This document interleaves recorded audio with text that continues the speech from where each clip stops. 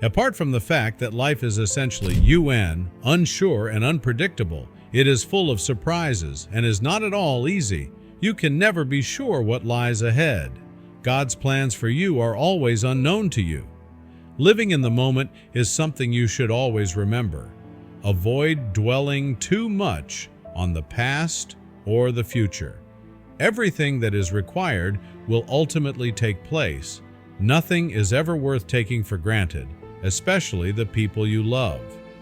30 years later, after having watched his mother worry something in the garden, he finds out what it is and can't stop crying. But before we start, smash the like button and make sure to subscribe if you haven't, and hit that notification bell so that you won't miss any time.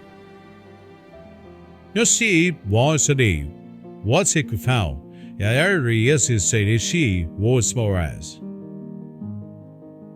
Five-year-old Maxim grew up in a typical home much like any other. They lacked wealth.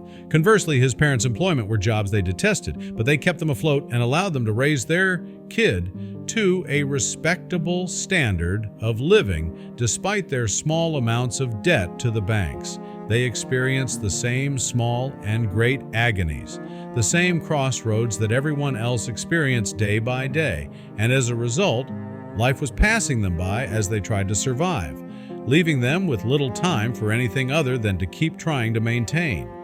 Even at a young age, Maximum understood that his parents weren't content and that despite their everyday problems, they had enjoyed some joyful times together.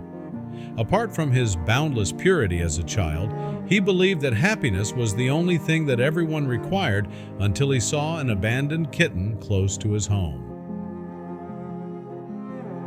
A companion.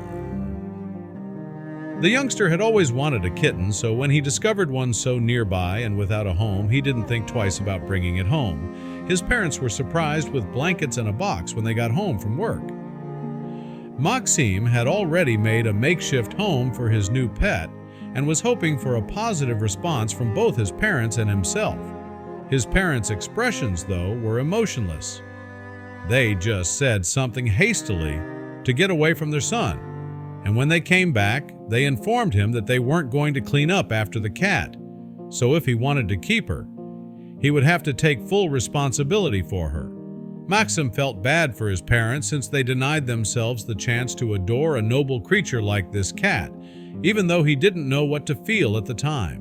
Nevertheless, he vowed to take care of her. She had to work hard to win the hearts of two people who had forced one another to live a life of emotional suppression. But Sally had done it at last. They now cuddle with her and chat to her in a loving manner whenever she is around. Magnum was relieved that his parents had at last given in to her. He knew it would be very beneficial to them. As Sally became a member of the family, Maxim's parents started to treat hers similarly.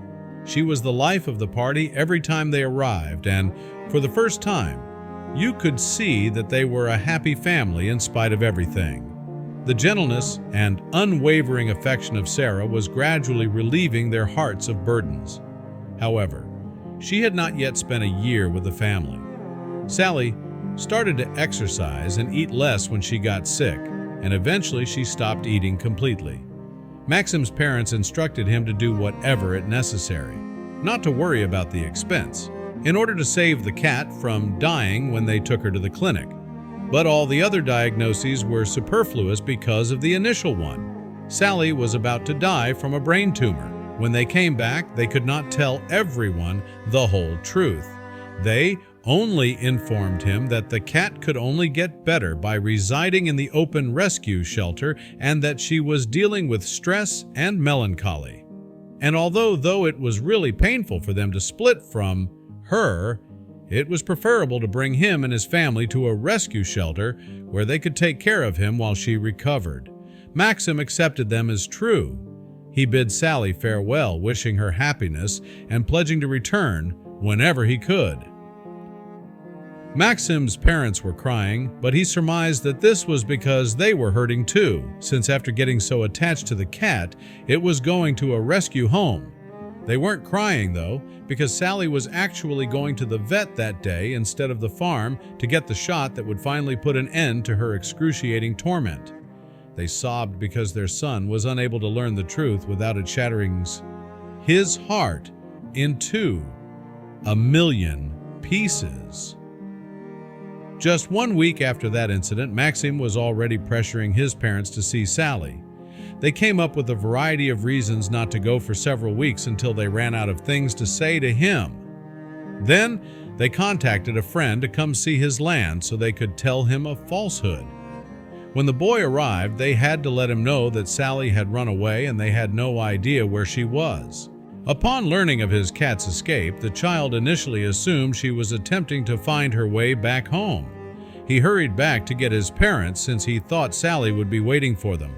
Though they were unable to tell them the truth, Maxim's parents were filled with immense grief and remorse for the manner they were misleading their son. After growing up, Maxim established his life, his house, and a son. Though he had plenty to consider, he never forgot Sally. 30 years after he'd last seen his cherished pet cat, he remembered something one day that he'd never given much thought to before. His mother using a shovel to dig a hole in the garden, then covering it up again so no one would know what she'd put there. At the time, he had assumed she was planting a plant and had not given it any significance. Since his mother had passed away years earlier, he realized right away that Maxim had solved the puzzle and allowed him to act on his own judgment. Maxim dug into the location he remembered without hesitation, and soon he discovered the wooden box that contained Sally's bones. Even though so much time had passed, Maxim sat down beside the bones and sobbed the way he would have cried if he had known then. He sobbed there for so long that his father was forced to come out and face the reality that he and his wife had avoided for so long. To his astonishment, though, Maxim was not upset with them. He informed his father that although he was sorry to learn about it so long after it had happened, he understood their motivations for keeping the truth hidden. With a resolve to grant his son the pet he had begged for so much, he eventually said goodbye to Sally, buried her once more, gave his father a hug, and left for home. Another startling revelation in the garden came when Russian national Lukas Maitri, who owned Dmitri's summer property in Bushkungai, unearthed some hidden treasure from the Second World War at his summer cottage. The metal chest that was buried on his property can be explained by the fact that Kyrgyzstan was formerly a part of Soviet Russia. You must have thought the box was only a rock when Dmitri's shovel first struck it. However, after further investigation, the magnificent treasure trove was discovered. Not too long later, he began excavating a cesspool for his backyard latrine. When the shovel struck something metallic, it revealed itself to be a Third Reich Army field blocker. He raised the box to the surface. Opened, the box has been exposed to light, utilizing the available resources. The box's contents seemed to be the 1944 to 1945 baggage packet that had been lying on the ground for at least 60 years. A rubber seal provided tight insulation on the box lid. Therefore, the wetness in the picture had little effect on the contents of the package. Within the box, there was a huge bag tied with twine at the bottom that contained a stock of leather and cloth for repairs. Additionally, there were certain chemical granules that had a virtually maintained odor, dispersed amidst the items, most likely to protect them from monks. The jacket of a Wehrmacht officer, in perfect condition, was found at the bottom of the box. A doctor is represented by the catechism sign, which is two snakes twisted around the stick of Hermes. Both Oberst rebels, Master Sergeant, and Hoopman captains wore the blue line around the collar's epaulette, which represents the Warren Farb above the medical branch of the Here 2 stars on the appetite, but in different designs. The design of the Apple Ed, which consists of 8 parallel lines of fabric, and the symbol on the collar are similar to those of a Hauptmann. Thus, it's the uniform of a medical practitioner and the foundation of medicine with the rank of captain or Hauptmann. A metal badge and a replacement military patch were discovered in the jacket's pockets. Winter headgear, soldier's hat with rank insignia. It appears that the red card is an identity card, There isn't a better photo available to properly identify the individual. It is thought that both this and the blue card are military IDs.